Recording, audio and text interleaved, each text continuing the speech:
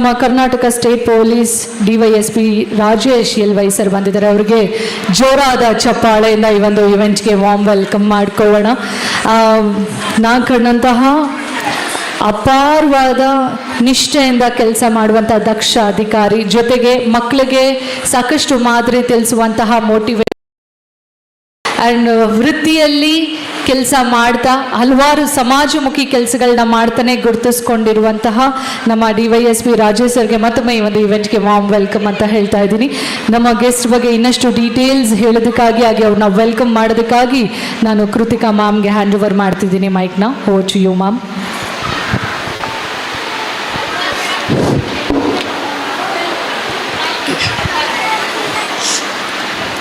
ಇಂದು ನಮ್ಮ ವೇದಿಕೆಯಲ್ಲಿ ಆಗಮಿಸಿರುವ ಅತ್ಯಂತ ಅಭಿಮಾನಕ್ಕೆ ಪಾತ್ರವಾದ ಅತಿಥಿ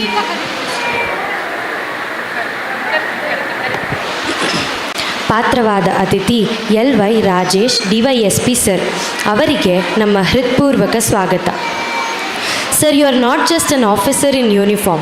You are an inspiration, a role model, a compassionate leader who believes that education is the strongest weapon to prevent crime.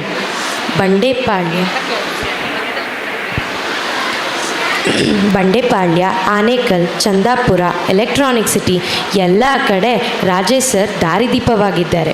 SSLC fail ಆಗಿದ್ದ ಮಕ್ಕಳಿಗೆ free coaching, food arrangement, motivation ನೀಡಿ ಸಹಕರಿಸಿದ್ದಾರೆ. Sir helped hundreds of students to pass their exams. This is not policing, this is a true nation building.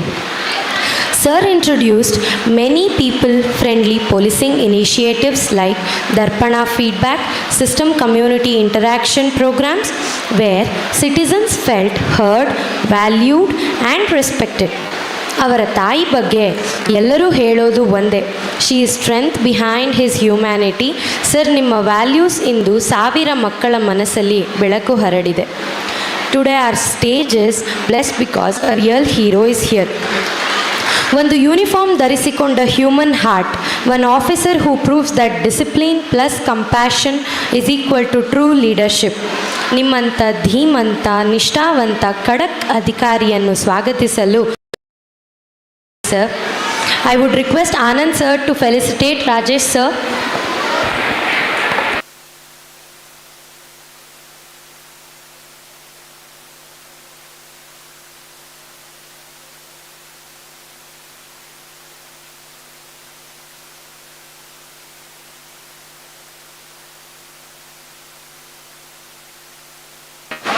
Check.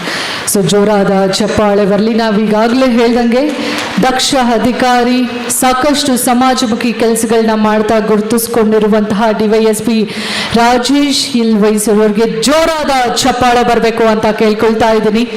ಮನೆಯಲ್ಲಿ ಒಂದು ಮಗ ಆಗಿರಲಿ, ಮಗಳು ಒಳ್ಳೆ ಸಂಸ್ಕಾರಸ್ಥರಾಗಬೇಕು, ಹಾಗೆ ಉತ್ತಮವಾಗಿ ತಮ್ಮ ವೃತ್ತಿಯಲ್ಲಿ ಬೆಳಿಬೇಕು ಅಂದರೆ ತಾಯಿಯೇ ಮೊದಲ ದೇವರು ಅಂತ ಹೇಳ್ತಾರೆ, ಮೊದಲ ಗುರು ಅಂತ ಹೇಳ್ತಾರೆ. ಮೇ ಬಿ ನಾನು ರಾಜೇಶ್ ಸರ್ನ ಭೇಟಿ ಆಗಕ್ಕೆ ಹೋದಾಗ ಅವರ ತಾಯಿನ ಭೇಟಿ ಆದಮೇಲೆ ನನಗನ್ಸಿದ್ದು, ನೀವು ಹಾಗೆ ನಿಮ್ಮಂಗೆ ಶಿಸ್ತು ಕಳಿಸಿರುವಂತಹ ನಮ್ಮ ಜಯ ಅವ್ರಿಗೂ ಕೂಡ ಎಲ್ಲಿಂದ ಬಂತು ಶಿಸ್ತು ಅಂದರೆ ಆ ತಾಯಿಯ ಬಳುವಳಿ ಅಂತ. ನಿಮಗೆ ಹಾಗೆ ನಿಮ್ಮ ತಾಯಿಗೆ ಈ ಒಂದು ವೇದಿಕೆಯಲ್ಲಿ ಧನ್ಯವಾದಗಳು ಅಂತ ಹೇಳ್ತಾ ಇದ್ದೀನಿ. ಯಾಕಂದರೆ ಹಲವಾರು ಕೊಡುಗೆಗಳು ನಿಮ್ಮ ಕಡೆಯಿಂದ ನಮ್ಮ ಸಮಾಜಕ್ಕೆ ಸಿಗ್ತಾ ಇದೆ. ಸೊ ಹಾಗಾಗಿ thank you so much sir ಅಂತ ಹೇಳ್ತಾ ಈ ಒಂದು ಇವೆಂಟಿನ ಕುರಿತು ಮಾತುಗಳು ದಯಮಾಡಿ ಆಡಬೇಕು ಅಂತ ಕೇಳ್ಕೊಳ್ತಾ ಇದ್ದೀನಿ, ಪ್ಲೀಸ್ ಸರ್. ಬೋಲೋ ಭಾರತ್ ಮಾತಾ ಕೀ.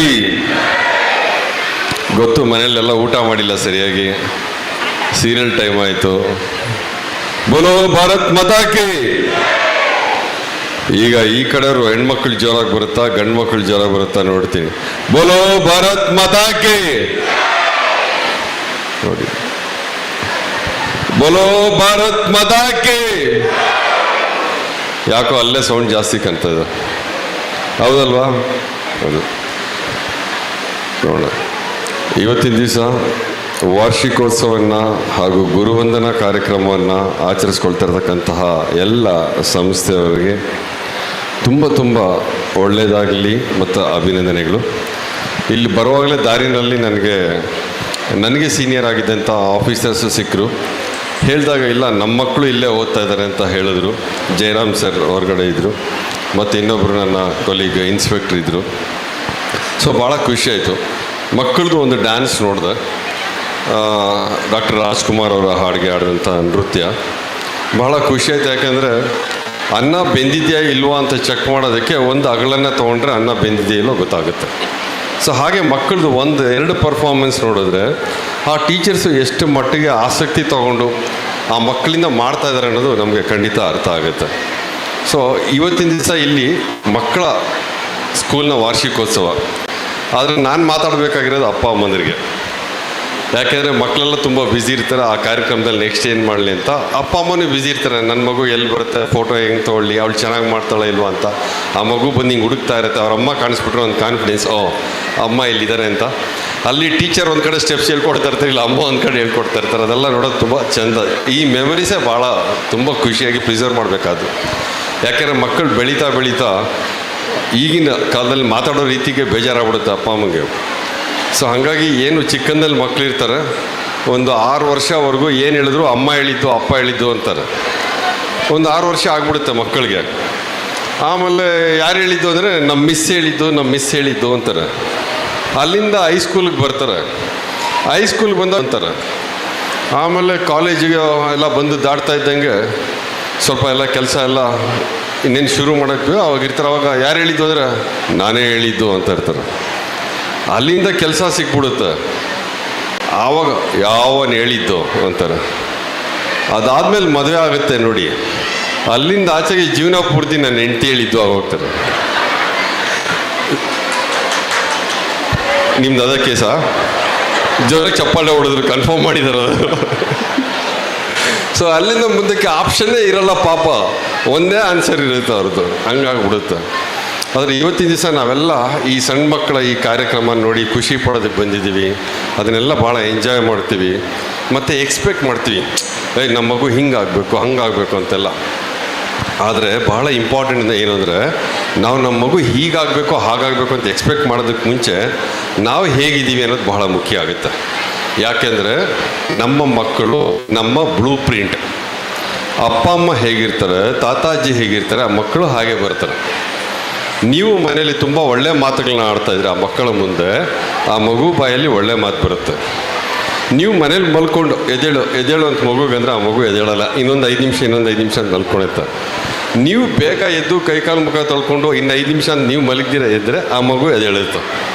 ಸೊ ಆ ಮಗು ಎದ್ದೇಳಬೇಕು ಅಂದರೆ ನಾಳೆ ನಿಮ್ಮ ಮಗು ಹೇಗಿರಬೇಕು ಅಂತ ನೀವು ಎಕ್ಸ್ಪೆಕ್ಟ್ ಮಾಡ್ತೀರ ಅಂತಂದರೆ ನೀವು ಫಸ್ಟ್ ಆಗಿರಬೇಕು. ಒಂದು ಸಲ ಟ್ರೈನಲ್ಲಿ ಎಲ್ಲ ಬರ್ತಾ ಇರ್ತಾರೆ, ಗಂಡ ಹೆಂಡತಿ ಮಕ್ಕಳೆಲ್ಲ, ಇನ್ನೊಂದಷ್ಟು ಜನ ಮಕ್ಕಳು ಅಲ್ಲಿ ಇರ್ತಾರೆ. ಈ ಮಕ್ಕಳೆಲ್ಲ ಇದಾರಲ್ಲ, ಹಿಂಗೆಲ್ಲ ಸೇರಿ ಆಟ ಆಡ್ತಾ ಇರ್ತಾರೆ ಚೆನ್ನಾಗಿ. ಆಗ ಅಲ್ಲಿ 1-2 ಮಕ್ಕಳು ಪುಸ್ತಕ ಓದ್ತಾ ಇರ್ತಾರೆ. ಒಬ್ರಿಗೆ ಇವ್ರ ಥರದವ್ರಿಗೆ ಆಶ್ಚರ್ಯ ಆಗುತ್ತೆ ಮೇಡಮ್ಗೆ. ಹೋಗ್ಬಿಟ್ಟು ಏನು ಮಾಡಿದ್ದಾರೆ ಇವರು, ಆ ಮಕ್ಳು ಹಿಂಗೆ ಓದ್ತಾ ಇದ್ದಾರಲ್ಲ, ಏನು ಟೆಕ್ನಿಕ್ ಯೂಸ್ ಮಾಡಿದ್ದಾರೆ ಕೇಳಬೇಕು ಅಂದ್ಬಿಟ್ಟಿದೆ. ಹೋಗಿದೆ ಅವ್ರನ್ನ ಪರಿಚಯ ಮಾಡ್ಕೊಳ್ತಾರೆ. ಪರಿಚಯ ಮಾಡ್ಕೊಂಡಿದ್ದ ತಕ್ಷಣ ಅವರು ಪರಿಚಯ ಆಗಿ ತುಂಬ ಖುಷಿ ಆಗುತ್ತೆ. ಆಮೇಲೆ ಕೇಳ್ತಾರೆ, ನಿಮ್ಮ ಮಕ್ಕಳು ಮಾತ್ರ ಓದ್ತಾ ಇದ್ದಾರಲ್ಲ, ಹೇಗಿದು, ಏನು ಮಾಡಿದ್ರಿ ಅಂತ. ಅದಕ್ಕೆ ಅವ್ರು ಹೇಳ್ತಾರೆ, ಏನಿಲ್ಲ, ಭಾಳ ಸಿಂಪಲ್ಲು. ನೀವು ಮಕ್ಕಳನ್ನ ನೋಡಿದ್ರಿ, ನಮ್ಮನ್ನು ನೋಡಲಿಲ್ಲ. ನಾನು ಪುಸ್ತಕ ಇಟ್ಕೊಂಡು ಓದ್ತಾ ಇರ್ತೀನಿ, ನಮ್ಮನ್ನು ನೋಡಿ ಅದು ಓದೋದನ್ನು ಅಭ್ಯಾಸ ಮಾಡ್ಕೊಂಡಿದ್ದಾರೆ ಅಷ್ಟೇ ಅಂತ. ಸೊ ಸಾಮಾನ್ಯವಾಗಿ ಮಕ್ಕಳು ಅಪ್ಪ ಅಮ್ಮ ಏನು ಮಾಡ್ತಾರೆ ಅದನ್ನು ನೋಡಿ ಅಭ್ಯಾಸ ಮಾಡ್ಕೊಳ್ಳೋದೇ ಭಾಳ ಜಾಸ್ತಿ. ಅಮ್ಮ ಕೂತ್ಕೊಂಡು ಬಿಗ್ ಬಾಸ್ ಹೋಗ್ಬಿಟ್ಟು ಗಿಲ್ಲಿ ಏನು ಮಾಡ್ತಾ ಇದ್ದಾನೆ ಅಂತ ತಲೆ ಕೆಡಿಸ್ಕೊಂಡು ಕೂತಿರುವಾಗ ಮಗು ಟೆಕ್ಸ್ಟ್ ಬುಕ್ ತೊಗೊಂಡ್ಬಿಟ್ಟು ಎಕ್ಸಾಮಿಗೆ ಪ್ರಿಪೇರ್ ಆಗೋಂದ್ರೆ ಆಗೋಕ್ಕೆ ಸಾಧ್ಯನೇ ಇಲ್ಲ.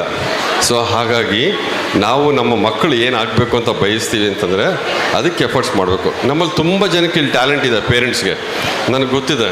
ಬೇಕಾದ್ರೆ ಚಾಲೆಂಜ್ ನೋಡೋಣ, ನೀವೆಲ್ಲ ಚಪ್ಪಾಳೆ ಹೊಡೆದಲ್ಲಿ. ಈಗ ಈ ಕಡೆಯವ್ರು ಚೆನ್ನಾಗಿ ಹೇಳ್ತಾರೆ, ಈ ಕಡೆಯವ್ರು ಹೇಳ್ತಾರೆ, ನೋಡೋಣ ಆಯಿತಾ. ನಾನು ಫಸ್ಟ್ ಲೈನ್ ಹೇಳ್ತೀನಿ, ಸೆಕೆಂಡ್ ಲೈನ್ ಯಾರು ಭಾಳ ಜೋರಾಗಿ ಹೇಳ್ತಾರೆ ಅಂತ ನೋಡೋಣ ಆಯಿತಾ. 1 2 3. ಹೂವಿನ ಬಾಣದಂತೆ. ವಾವ್. ಈಗ ಥರ್ಡ್ ಲೈನು ಓಕೆ, ಅವ್ರು ಹೇಳಿದ್ರು ಯಾರಿಗೂ ಕಾಣದಂತೆ. ನೆಕ್ಸ್ಟ್ ಲೈನ್ ಹೇಳಿ. ಅಲ್ಲಿ ನೋಡ್ದ ತುಂಬ ಚೆನ್ನಾಗಿ ಹೇಳ್ತಾರೆ. ಇಲ್ಲಂತೂ ತುಂಬ ಚೆನ್ನಾಗಿ ಹೇಳಿದ್ರು. ಇನ್ನೊಂದ್ಸಲಮ್ಮ, ಹೂವಿನ ಬಾಣದಂತೆ. ಹೊಡೀರಿ ಜೋರಾಗಿ, ಒಂದು ಚಪ್ಪಾಳೆ ಹೊಡೀರಿ ಅವ್ರಿಗೆಲ್ಲ, ಜೋರಾಗಿ ಹೊಡೀರಿ. Very good. ಈಗ ಹೇಳಿಮ್ಮ, ಮೊನ್ನೆ ಚೀಫ್ ಜಸ್ಟಿಸ್ ಆಫ್ ಇಂಡಿಯಾ ಆದರೂ ಒಬ್ಬರು, ಇಡೀ ಭಾರತ ದೇಶಕ್ಕೆ ಒಬ್ಬರೇ. ದಯವಿಟ್ಟು ಈಗ ಒಬ್ಬರು ಕೈ ಆನ್ಸರ್ ಮಾಡಿಮ್ಮ ಬೇಗ. ಯಾರಿಗೂ ಕಾಣದಂತೆ ಎಷ್ಟು ಚೆನ್ನಾಗಿ ಹೇಳಿದ್ರಲ್ಲ, ಈಗ ಹೇಳಿ. ಓಲಿ ಕರ್ನಾಟಕದ ಗವರ್ನರ್ ಹೆಸರು ಹೇಳಿ. ಆಯಿತು, ಒಲಿಂಪಿಕ್ಸಲ್ಲಿ ಎಷ್ಟು ಮೆಡಲ್ ಬಂತು ಹೇಳಿ. ತಪ್ಪು ತಿಳ್ಕೊಬೇಡಿ, ನಾನು ಹಿಂಗೆ ಕೇಳ್ತಾ ಇದ್ದೀನಿ ಅಂತ. ಸಾಮಾನ್ಯವಾಗಿ ನಮ್ಗೆ ಏನು ಕಿವಿಗೆ ಬರುತ್ತೆ ಅದನ್ನೇ ನಾವು ಹೇಳ್ತೀವಿ ಹೊರತು ನ್ಯೂಸ್ ಪೇಪರ್ ಓದೋ ಅಭ್ಯಾಸ ನಾವು ಬಿಟ್ಬಿಟ್ಟಿದ್ವಿ, ಮಕ್ಕಳಿಗೆ ಹೇಳ್ಕೊಡ್ತಾ ಇಲ್ಲ. ಈಗ ಎಷ್ಟು ಚೆನ್ನಾಗಿ ಯಾರಿಗೂ ಕಾಣದಂತೆ ಅಂತ ಆಡಿದವರು ಸುಪ್ರೀಂ ಕೋರ್ಟ್ ಚೀಫ್ ಜಸ್ಟಿಸ್ ಆಗಿದ್ದು ಯಾರು ಅಂತ ಕೇಳಿದ್ರೆ ಒಬ್ಬರೂ ಕೈ ಎತ್ತಲ್ಲ. ಇದು ಆಗಬಾರ್ದು. ಯಾಕೆ ನಾಳೆ ಕಾಂಪಿಟೇಟಿವ್ ಎಕ್ಸಾಮ್ಸಲ್ಲಾಗಲಿ ಮುಂದಿನದಕ್ಕಾಗಲಿ ಮಕ್ಕಳಿಗೆ ಯಾರೂ ಕೇಳಲ್ಲ ಅಮ್ಮು ಗೌಡ ಏನು ಹಾಡಿದ್ಲು ಅಂತ. ಆದರೆ ಕೇಳೋದು ಈ ಥರ ಪ್ರಶ್ನೆಗಳು ಬರುತ್ತೆ. ಇದು ಇರಲಿ, ಎಂಟರ್ಟೈನ್ಮೆಂಟ್ ಬೇಡ ಅಂತ ಹೇಳಲ್ಲ. ಅದರ ಜೊತೆಗೆ ಪ್ರತಿದಿನ ಒಂದು 10 ನಿಮಿಷ ನ್ಯೂಸ್ ಪೇಪರ್ ಇರೋದು ಓದ್ಬಿಟ್ಟು ಮಕ್ಕಳನ್ನ ಕೂಡಿಸ್ಕೊಂಡು ನ್ಯೂಸ್ ಪೇಪರ್ ಓದೋ ಅಭ್ಯಾಸ ಮಾಡಿಸಿ. ದಿನ ಬೆಳಗ್ಗೆ ಎದ್ದ ತಕ್ಷಣ ಫ್ರೆಶ್ ಆಗಿ ಫಸ್ಟು ಕೈಯಲ್ಲಿ ಮುಖ ತೊಳೆದು ಬ್ರಷ್ ಮಾಡಿ ಮುಖ ತೊಳ್ಕೊಳ್ಳೋದು, ಇದೆಲ್ಲ ತುಂಬ ಬೇಸಿಕ್ ಸಿಂಪಲ್ ಥಿಂಗು. ಈಗ ಮಕ್ಕಳು ಎದ್ಬಿಟ್ಟು ಎಷ್ಟೊತ್ತಾದರೂ ಅಲ್ಲುಜ್ಜೋದೇ ಇಲ್ಲ, ಮುಖಾನೇ ತೊಳೆಯಲ್ಲ. ಮಾಡ್ತೀನಿ ಅಂದ್ಕೊಂಡು ಇರ್ತಾರೆ. ಕಾಫಿ ಕೊಡು, ಆಮೇಲೆ ಇದು ಮಾಡ್ತೀನಿ ಅಂತ. ಆ ಅಭ್ಯಾಸಗಳು ಹೋಗಬೇಕು, ಆ ಫ್ರೆಶ್ನೆಸ್ ಬರಬೇಕು. ಇದು ತುಂಬ ಸಣ್ಣದು ಅನಿಸುತ್ತೆ, ಆದರೆ ಸ್ವಾಮಿ ವಿವೇಕಾನಂದರು ಹೇಳಿದ್ದು ಅದನ್ನೇ. ಪ್ರತಿದಿನ ಅಭ್ಯಾಸ ಹೇಗಾಗುತ್ತೆ, ನಾವು ಹೇಗೆ ದಿನವನ್ನು ಅಳವಡಿಸ್ಕೊಳ್ತೀವಿ ಅದ್ರ ಮೇಲೆ ಡಿಪೆಂಡ್ ಆಗುತ್ತೆ. ಇತ್ತೀಚೆಗೆ ತುಂಬ ಜನ ಮಕ್ಕಳು ನೋಡಿದ್ರೆ ಬೇಜಾರಾಗುತ್ತೆ, ತುಂಬ ವಯಸ್ಸಾದಂಗೆ ಕಾಣ್ತಾ ಇದ್ದಾರೆ. ಯಾಕೆಂದರೆ ರಾತ್ರಿ ಎಷ್ಟೊತ್ತಾದರೂ ಮಲಗಲ್ಲ, ಬೇಗ ಸ್ಪೆಕ್ಸ್ ಬರ್ತದೆ, ಕಂಟಿನ್ಯೂಸ್ ಮೊಬೈಲ್ ಇಟ್ಕೊಂಡಿರ್ತಾರೆ, ಟೈಮಿಗೆ ಸರಿಯಾಗಿ ಊಟ ಮಾಡಲ್ಲ. ಇದನ್ನು ನೀವು ದಯವಿಟ್ಟು ಮಕ್ಕಳಿಗೆ ಮೊಬೈಲ್ ಕೊಡುವಂಥ ಅಮ್ಮಂದರು ಅಭ್ಯಾಸ ಕಡಿಮೆ ಮಾಡಿ. ಯಾಕೆಂದರೆ ನಾವೆಲ್ಲ ಚಿಕ್ಕಂದಲ್ಲಿ ಮೊಬೈಲ್ ಕೊಟ್ಟಿಲ್ಲ, ನಿಮಗೆಲ್ಲ ಚಿಕ್ಕಂದಲ್ಲಿ ಮೊಬೈಲ್ ಕೊಟ್ಟಿಲ್ಲ, ನಾವೆಲ್ಲ ಊಟ ಮಾಡಿಲ್ವಾ, ನಾವೆಲ್ಲ ಬೆಳೆದಿಲ್ವಾ. ಅದಕ್ಕೆ ದಾರಿ ಹುಡುಕಿ, ಒಂದಷ್ಟು ಕಥೆಗಳನ್ನ ಹೇಳಿ, ಇನ್ಸ್ಪೈರಿಂಗ್ ಆಗಿರ್ತಕ್ಕಂಥದ್ದು ಹೇಳಿ, ಯಾವುದೋ ಒಂದು ಎಕ್ಸ್ಪೀರಿಯನ್ಸಸ್ ಬಗ್ಗೆ ಹೇಳಿ, ಶೇರ್ ಮಾಡಿ. ಇನ್ನು ನಾನು ಜಾಸ್ತಿ ಸಮಯ ತೊಗೊಳಲ್ಲ, ಯಾಕೆಂದರೆ ನೀವೆಲ್ಲ ಮಕ್ಕಳದ್ದು ಪ್ರೋಗ್ರಾಮ್ ನೋಡೋಕ್ಕೆ ಬಂದಿರೋದು. ಆದರೆ ಹೇಳಿದ್ದು ಒಂದಷ್ಟು ವಿಚಾರಗಳನ್ನ ನಗು ಬಂದ್ರೂ ಆಮೇಲೆ ಕುತ್ಕೊಂಡು ಒಂದ್ಸಲ ಯೋಚನೆ ಮಾಡಿ, ಯಾಕೆ ಹೇಳಿದ್ರು, ಏನು ಇದ್ರ ವಿಚಾರ, ನಾಳೆ ಏನು ಮಾಡಿದ್ರೆ ನಮ್ಮ ಮಗು ನಾವು ಬಯಸಿದಂತೆ ಒಂದು ಸತ್ಪ್ರಜೆ ಆಗ್ತಾನೆ ಅಂತ. ಯಾವುದೇ ಮಗು ಡಾಕ್ಟರ್ ಆಗಬೇಕು, ಇಂಜಿನಿಯರ್ ಆಗಬೇಕು, ಇನ್ನೊಂದಾಗಬೇಕು ಅಂತ ಹೇಳಲ್ಲ. ಅದಕ್ಕೆ ಏನು ಖುಷಿ ಇರುತ್ತೋ ಅದು ಮಾಡಲಿ. ಯಾವತ್ತೂ ಒಂದು ಮಗುನ ಇನ್ನೊಂದು ಮಗು ಕಂಪೇರ್ ಮಾಡಬೇಡಿ. ಅವ್ರ ಫ್ರೆಂಡ್ ಯಾರೋ ಬರ್ತಾ ಇರ್ತಾರೆ, ನೋಡು ಅವ್ನು ಜಾಸ್ತಿ ಮಾರ್ಕ್ಸ್ ತೊಗೊಂಡಿಲ್ಲ, ನೀನು ತೊಗೊಂಡೆ ಹೇಳಕ್ಕೆ ಹೋಗ್ಬೇಡಿ. ಪ್ರತಿ ಮಗುನೂ ಯುನೀಕ್ ಆಗಿರುತ್ತೆ. ನಾನು ಕಾಕಿ ಹಾಕಿ ಪೊಲೀಸ್ ಕೆಲಸ ಮಾಡ್ತಾ ಇರ್ಬೋದು, ಅವರು ಕಾವಿನ ಒಪ್ಕೊಂಡು ಅದರ ವೃತ್ತಿಯನ್ನು ಮಾಡ್ತಾ ಇರ್ತಾರೆ, ಇವರು ಟೀಚರಾಗಿ ಮಾಡ್ತಾ ಇರ್ತಾರೆ. ಜೀವನದಲ್ಲಿ ಬೇರೆ ಬೇರೆ ಆಯ್ಕೆಗಳಿದೆ. ನಾವು ಏನು ಮಾಡ್ತೀವಿ ಅನ್ನೋದು ಮುಖ್ಯ ಅಲ್ಲ, ಮಾಡೋದನ್ನು ಎಷ್ಟು ನಿಷ್ಠೆಯಿಂದ ಮಾಡ್ತೀವಿ ಅನ್ನೋದು ಅಷ್ಟೇ ಮುಖ್ಯ ಆಗುತ್ತೆ. ಯಾವ ವೃತ್ತಿಯು ಯಾವ ಕೆಲಸವು ದೊಡ್ಡದಲ್ಲ, ಯಾವುದು ಚಿಕ್ಕದಲ್ಲ. ಆದರೆ ಮಾಡೋದನ್ನು ಮನಸ್ಫೂರ್ತಿಯಿಂದ ಮಾಡಿದ್ರೆ ಅಷ್ಟೇ ಅದಕ್ಕೆ ಒಂದು ಪ್ರತಿಫಲ ಸಿಗುತ್ತೆ. ಸೊ ಆ ಮಕ್ಕಳಿಗೆ ಏನು ಆಸಕ್ತಿ ಇರುತ್ತೆ ಅದಕ್ಕೆಲ್ಲ ಕಳಿಸ್ಕೊಡಿ. ಒಂದೇ ಗೇಮ್ ಅಂತಲ್ಲ, 3-4 ಗೇಮ್ ಆಡಲಿ, ಚೆನ್ನಾಗಿ ಫಿಸಿಕಲ್ ಆ್ಯಕ್ಟಿವಿಟೀಸ್ ಆಡಲಿ, ಚೆನ್ನಾಗಿ ದಣಿಲಿ, ಸುಸ್ತಾಗಲಿ, ಊಟ ಮಾಡಲಿ, ಮಲಗಲಿ, ಡ್ಯಾನ್ಸ್ಗೆ ಮತ್ತೊಂದಕ್ಕೆ ಎಲ್ಲದಕ್ಕೂ ಎನ್ಕರೇಜ್ ಮಾಡಿ. ಅಪ್ಪಿತಪ್ಪಿ ಟೀಚರ್ಸ್ ಏನಾದರೂ ಒಂದು ಮಾತು ಜೋರು ಮಾಡಿದರೆ ಅದನ್ನು ಕೇಳಕ್ಕೆ ಬರಬೇಡಿ. ಹೌದಾ, ಟೀಚರ್ ಜೋರು ಮಾಡಿದ್ರೆ ಸರಿಯಾಗೇ ಮಾಡಿರ್ತಾರೆ ಅಂತ ಹೇಳೋದನ್ನು ಕಲೀರಿ. ಯಾಕೆಂದರೆ ನಾವೆಲ್ಲ ಚಿಕ್ಕಂದಲ್ಲಿದ್ದಾಗ ಸರಿಯಾಗಿ ಏಟು ತಿಂದಿದ್ದೀವಿ. ಇಲ್ಲಿರೋರು ಯಾರನ್ನಾದ್ರೂ ನೋಡಿ, ಒಂದು ಏಟು ಹೊಡೆದ್ರೆ ಹಿಂಗೆ ಉಚ್ಕೊಂಡು ನಗಾಡ್ಕೊಂಡು ಹೋಗ್ತಾಯಿದ್ವಿ. ಈಗ ಸಣ್ಣ ಮಕ್ಕಳಿಗೆ ಒಂದು ಚೂರು ಬೈದ್ಬಿಟ್ರೆ ಸಾಕು, ಡಿಪ್ರೆಷನ್ಗೆ ಹೋಗ್ತಾರಂತೆ. ನಮಗದು ಡಿಪ್ರೆಷನ್ ಅನ್ನೋದು ಏನೋ ಒಂದು ಗೊತ್ತಿಲ್ಲ ಇದುವರೆಗೂ. ಏನು 4ನೇ ಕ್ಲಾಸ್ ಮಗು ಡಿಪ್ರೆಷನ್ ಅಂತಾರೆ, ಇದು ಏನಪ್ಪ ಡಿಪ್ರೆಷನ್ನು?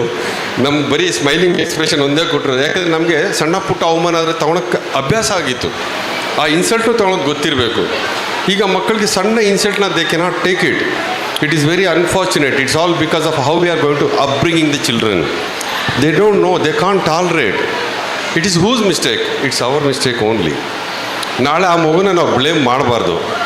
ಆ ಮಗು ಆಗಿರುವಾಗ ಆ ಮಗುಗೆ ಏನೂ ಗೊತ್ತಿರಲ್ಲ, ಒಂದು ಪುಟ್ಟ ಗೊಂಬೆ ಇದ್ದಂಗೆ. ನಾವು ಹೆಂಗೆ ರೂಪ ಕೊಡ್ತೀವಿ, ಹೆಂಗೆ ಮಾಡ್ತೀವಿ ಹಂಗಾಗುತ್ತೆ. ಆಮೇಲೆ ಬೆಳೀತಾ ಅದ್ರ ಶಕ್ತಿ ಅದು ತೋರ್ಸಕ್ಕೆ ಹೋಗುತ್ತೆ. ಸೊ ಹಾಗಾಗಿ ಚೆನ್ನಾಗಿ ಊಟ ತಿನ್ನಿಸಿ, ನ್ಯಾಚುರಲ್ ಫುಡ್ ಕೊಡಿ, ಬರ್ಗರ್ ಕಡಿಮೆ ಮಾಡಿ, ಆನ್ಲೈನಲ್ಲಿ ಊಟ ತರಿಸ್ಕೊಳೋದು ಕಡಿಮೆ ಮಾಡಿ, ಬಿಸಿ ಬಿಸಿ ಊಟ ಶುಚಿಯಾಗಿ ಮಾಡಿಕೊಟ್ಟು ಕೈ ತುಂಬ ತಿನ್ನಿಸಿ. ಯಾವುದೇ ಅಮ್ಮನ ಅಡುಗೆ ನಮ್ಗೆ ಇಷ್ಟ ಅಂತ ಹೇಳ್ತಾ ಇದ್ವಿ. ಯಾಕೆ ಅಮ್ಮನ ಅಡುಗೆ ಇಷ್ಟ ಅಂತ ಹೇಳ್ತಾ ಇದ್ವಿ ಅಂದರೆ, ಆ ಅಮ್ಮನ ಕೈಲಿ ಆ ಮೈಕ್ರೋಬ್ಸ್ ಅನ್ನೋ ಬ್ಯಾಕ್ಟೀರಿಯಾ ಇರುತ್ತೆ, ಆ ಕೈಯಿಂದ ಕಲಿಸ್ಕೊಟ್ರೆ, ಅದರಿಂದ ಕೊಟ್ಟರೆ ಆ ರುಚಿ ಅನಿಸುತ್ತೆ. ಅದಕ್ಕೆ ಎಷ್ಟೋ ಜನ ಗಂಡು ಮಕ್ಕಳಿಗೆ ಇವತ್ತಿಗೂ ಅಮ್ಮನ ಕೈ ಅಡುಗೆನೇ ಚೆನ್ನಾಗಿದೆ ಅನಿಸುತ್ತೆ, ಹೆಂಡತಿ ಕೈ ಅಡುಗೆ ಅಷ್ಟು ಇಷ್ಟ ಆಗಲ್ಲ. ಯಾಕೆಂದರೆ ಅಮ್ಮ ಚೆನ್ನಾಗಿ ಮಾಡ್ತಾಯಿದ್ರು ಅಂತಲ್ಲ, ಆ ಮೈಕ್ರೋಬ್ಸ್ ಇರುತ್ತಲ್ಲ, ಅದು ಚಿಕ್ಕದಿಂದ ನಾವು ತೊಗೊಂಡು ಅಭ್ಯಾಸ ಆಗಿರುತ್ತೆ. ಆ ಬ್ಯಾಕ್ಟೀರಿಯಾಸ್ ಅದು ಬೇಕು. ಸೊ ಚೆನ್ನಾಗಿ ಅಡುಗೆ ಮಾಡಿ ಅಂತ ಹೇಳಿದ ತಕ್ಷಣ ಇಲ್ಲಿ ಸ್ವಲ್ಪ ವಯಸ್ಸಾಗಿರೋ ಹೆಣ್ಮಕ್ಳೆಲ್ಲ ಭಾಳ ಖುಷಿ ಪಡ್ತಾರೆ, ಆಹಾ ಹೇಳಿ ನನ್ನ ಸೊಸೆಗೆ ಅಂತ. ಅದನ್ನು I can see in their face they're enjoying like anything. Online order ಮಾಡ್ತಾರಲ್ಲ ಮಾಡಲಿ ಅಂತ. ಕೋವಿಡ್ ಬರೋಕ್ಕೆ ಮುಂಚೆ ಎಲ್ಲ ಚೆನ್ನಾಗಿ ಅಡುಗೆ ಮಾಡ್ಕೊಂಡು ತಿಂತಾ ಇದ್ವಿ. ಕೋವಿಡ್ ಬಂದಮೇಲೆ ಇವೆಲ್ಲ ಕಲ್ತ್ಕೊಂಬಿಟ್ವಿ ನಾವು. ಇರಲಿ, ಅಷ್ಟೆಲ್ಲ ಆಗುತ್ತೆ. ಸೊ ಇದು ಹೇಳ್ತಾ ನಾನು ಇನ್ನು ಹೆಚ್ಚಿಗೆ ಸಮಯ ತೊಗೊಳಲ್ಲ. ಸೈಬರ್ ಕ್ರೈಮ್ ಅಫೆನ್ಸ್ ತುಂಬ ಆಗ್ತಾಯಿದೆ, ತುಂಬ ಕೇರ್ಫುಲ್ ಆಗಿರಿ. ಅನ್ನೋನ್ ಪರ್ಸನ್ ಜೊತೆ ಫ್ರೆಂಡ್ಶಿಪ್ ಮಾಡೋಕ್ಕೆ ಹೋಗಬೇಡಿ. ಆನ್ಲೈನು ಅದು ಹೆಣ್ಮಕ್ಳಿಗೂ ಸೇಫ್ ಅಲ್ಲ, ಗಂಡು ಮಕ್ಳಿಗೂ ಸೇಫ್ ಅಲ್ಲ. ನೀವು ಹುಷಾರಾಗಿರಿ. ಯಾರೋ ಅಂಜಲಿ ಶರ್ಮಾ ಚೆನ್ನಾಗಿರೋ ಹುಡುಗಿ ಫ್ರೆಂಡ್ ರಿಕ್ವೆಸ್ಟ್ ಕಳಿಸಿದ್ರೆ ಅಕ್ಸೆಪ್ಟ್ ಮಾಡಬೇಡಿ. ಆಮೇಲೆ ನೆಕ್ಸ್ಟ್ ವೀಡಿಯೋ ಕಾಲ್ ಬರುತ್ತೆ. ವೀಡಿಯೋ ಕಾಲ್ ಬಂತಲ್ಲ ನೋಡ್ತಾ ಇದ್ದಂಗೆ ಆ ಕಡೆ ರೆಕಾರ್ಡಿಂಗ್ ಆಗ್ಬಿಟ್ಟು ಬ್ಲ್ಯಾಕ್ ಮೇಲ್ ಮಾಡೋಕ್ಕೆ ಶುರು ಮಾಡ್ತಾರೆ. ಗಂಡು ಮಕ್ಕಳಾಗಲಿ ಹೆಣ್ಮಕ್ಳಾಗಲಿ ಯಾವುದೇ ಲಿಂಕ್ ಬಂದರೂ ಪ್ರೆಸ್ ಮಾಡಬೇಡಿ. ಈ ಫೋಟೋದಲ್ಲಿರೋದು ನೀವೇನಾ ಅಂತ ಬರುತ್ತೆ, ಒಪ್ಕೊಳಕ್ಕೆ ಹೋಗಬೇಡಿ. ಈಸಿಯಾಗಿ ಯಾವುದೇ ದುಡ್ಡು ಬರುತ್ತೆ ಅಂದರೆ ಅದರಿಂದ ಸಮಸ್ಯೆ ಬರುತ್ತೆ ಅಂತ ಅರ್ಥ ಮಾಡ್ಕೊಳ್ಳಿ. ಟೆಲಿಗ್ರಾಮ್ ಮತ್ತೊಂದರಲ್ಲಿ ನಾನು ಅಲ್ಲಿ ಇನ್ವೆಸ್ಟ್ ಮಾಡ್ತೀನಿ, ಇಲ್ಲಿ ಇನ್ವೆಸ್ಟ್ ಮಾಡ್ತೀನಿ, ತುಂಬ ದುಡ್ಡು ಬರುತ್ತೆ ಅಂತಾರೆ. ದಯವಿಟ್ಟು ಅದು ಯಾವುದಕ್ಕೂ ಹೋಗಬೇಡಿ. ಬೆಂಗಳೂರಲ್ಲಿ ಆಗೋ ಅಷ್ಟು ಲೂಟಿ ಸೈಬರ್ ಕ್ರೈಮಲ್ಲಿ ಬೇರೆ ಎಲ್ಲೂ ಆಗ್ತಾಯಿಲ್ಲ. ಇಡೀ ಭಾರತದಲ್ಲಿ the most number of victims are in from Bangalore. So ಅದರಿಂದ ಭಾಳ ಎಚ್ಚರಿಕೆಯಿಂದ ಇರಿ. ನಾನು ಇದೇ ಥರ ಒಂದು ಕಡೆ ಫಂಕ್ಷನಲ್ಲಿ ಮಾತಾಡಿದಾಗ ತುಂಬ ಚೆನ್ನಾಗಿ ಚಪ್ಪಾಳೆ ಹೊಡೆದ್ಬಿಟ್ಟು 15 ದಿವಸ ಆದಮೇಲೆ ಅವರೇ ಇನ್ಸ್ಟಾಗ್ರಾಮಲ್ಲಿ ನನಗೆ ಮೆಸೇಜ್ ಮಾಡಿದ್ರು, sir I have landed up in a problem, please kindly help me out ಅಂತ. ಅಲ್ಲ ಅವತ್ತು ಫಂಕ್ಷನ್ಗೆ ಬಂದಿದ್ರಲ್ಲ, ಸಿಕ್ಬಿಟ್ಟು ನನಗೆ ಹೇಳಿದ್ರಿ ತುಂಬ ಚೆನ್ನಾಗಿ ಮಾತಾಡಿದ್ರಿ ಅಂತ. ಹ್ಞೂ ಸರ್, ಅವತ್ತು ಮಾತಾಡ್ದಾಗ ಚೆನ್ನಾಗಿತ್ತು, ಬಟ್ ಅವ್ನು ನನಗೆ ಯಾಮಾರಿಸಿ ಮರಳು ಮಾಡಿಬಿಟ್ಟ. ಅದನ್ನೇ ತಾನೇ ನಾನು ಹೇಳ್ಬಿಟ್ಟು ಹೋಗಿದ್ದು, ಯಾಮಾರಿಸಿ ಮರಳು ಮಾಡ್ತಾರೆ, ಹುಷಾರಾಗಿರಿ ಅಂತ. ಸೊ ಹಾಗೆ ದಯವಿಟ್ಟು ಕೇರ್ಫುಲ್ ಆಗಿರಿ. Thank you so much. ಎಲ್ಲರಿಗೂ ತುಂಬ ತುಂಬ ಒಳ್ಳೆಯದಾಗಲಿ. ನಮಸ್ಕಾರ. ಜೈ ಹಿಂದ್, ಜೈ ಕರ್ನಾಟಕ. ಕನ್ನಡವನ್ನು ಮಾತನಾಡಿ, ಕನ್ನಡವನ್ನು ಪ್ರೀತಿಸಿ. ಇನ್ನು ಕೊನೆಯದಾಗಿ ಲಾಸ್ಟಲ್ಲಿ ಸ್ವಲ್ಪ ಸ್ವಾರ್ಥ. ನನ್ನ ಮಗ ಫಿಲ್ಮ್ ಆ್ಯಕ್ಟ್ರು ಜೈಸೂರ್ಯ ಆಜಾದ್ ಅಂತ, ದಿ ಟಾಸ್ಕ್ ಅಂತ ಅವ್ರದ್ದೊಂದು ಕನ್ನಡ ಸಿನಿಮಾ ರಿಲೀಸ್ ಆಗಿದೆ. ಥಿಯೇಟ್ರಿಗೆ ಹೋಗಿ ನೋಡಿ ಅಂತ ನಾನು ಹೇಳೋಕ್ಕೆ ಹೋಗಲ್ಲ. OTTನಲ್ಲಿ ಬರುತ್ತೆ, ಆಮೇಲೆ ಆದರೂ ನೋಡ್ಕೊಳ್ಳಿ. Thank you. ನಮಸ್ಕಾರ. Thank you so much sir. ಮತ್ತೊಮ್ಮೆ ಜೋರಾದ ಚಪ್ಪಾಳೆ ಬರಲಿ ರಾಜೇಶ್ ಸರ್ಗೆ.